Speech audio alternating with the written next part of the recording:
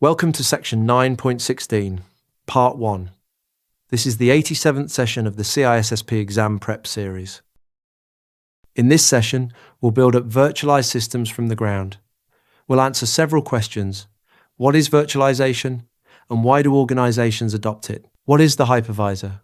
And what are the two types? How does cloud grow out of virtualization? What are the everyday benefits? What is the difference between elasticity and scalability? What security advantages does it bring? And how does virtualization extend to software and networks? Why does this matter beyond the exam? Because nearly everything you run today sits on top of virtualization. Picture a company that once filled a room with physical servers, now consolidated onto a handful of machines. Picture a tester spinning up a throwaway environment in seconds, then discarding it. When you understand the layer underneath all of this, you can secure it deliberately instead of trusting it blindly. So what is virtualization, and why do organizations adopt it? Virtualization lets you run one or more operating systems inside the memory of a single physical host. It also lets you run software that would not otherwise fit the host system. Almost any operating system can run on almost any hardware, and many can run side by side at once. The big driver is cost. One organization might collapse 100 physical servers down to 10, each hosting 10 virtual ones. That slashes power, cooling, and overall operating costs. Think of it as many tenants sharing one well-run building. So what is the hypervisor, and what are the two types? The hypervisor, also called the virtual machine monitor, is the engine that creates, runs, and manages the virtual machines. The physical machine is the host, and the systems running inside are the guests. There are two types.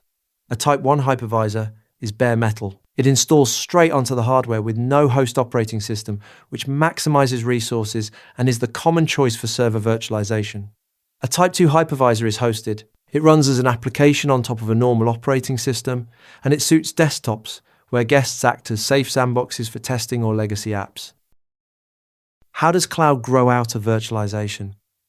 Cloud computing is the natural next step from virtualization, the internet, and distributed architecture, driven by the need to reach data and resources from anywhere. But moving there raises real questions you must weigh. Think privacy, regulatory compliance, open versus closed source choices, adoption of open standards, and whether the data is truly secured or even securable. So cloud gives you reach, but it hands you a fresh set of trust decisions.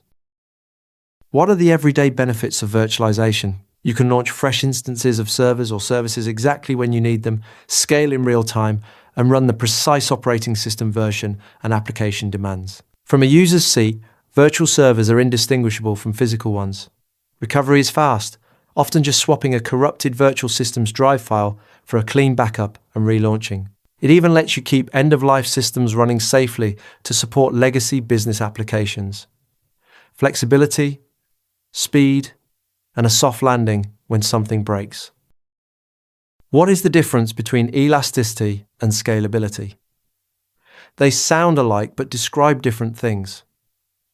Elasticity is expanding or contracting resources to meet the demand of the moment. When a heavy job launches inside a virtual machine, it can grab spare host capacity, then release it the instant the work finishes. Scalability is the ability to take on more total work over time. Elasticity is short-term and resource-focused. Scalability is long-term and growth-focused. A scalable system must also be elastic, but an elastic one need not be scalable. Think of elasticity as flexing for today's load, and scalability as room to grow for tomorrow. What security advantages does virtualization bring? Several, and they are worth knowing. Backing up a whole virtual system is often faster than backing up its physical twin. Snapshots, also called checkpoints, are backups of a virtual machine, and when something goes wrong, you can restore one in minutes. Better still, malware that infects a guest rarely reaches the host, thanks to the hypervisor's isolation between guests and between guest and host. That isolation makes virtualization a safe place to test and experiment. A blast wall between the tenants keeps trouble from spreading. How does virtualization extend to software and networks?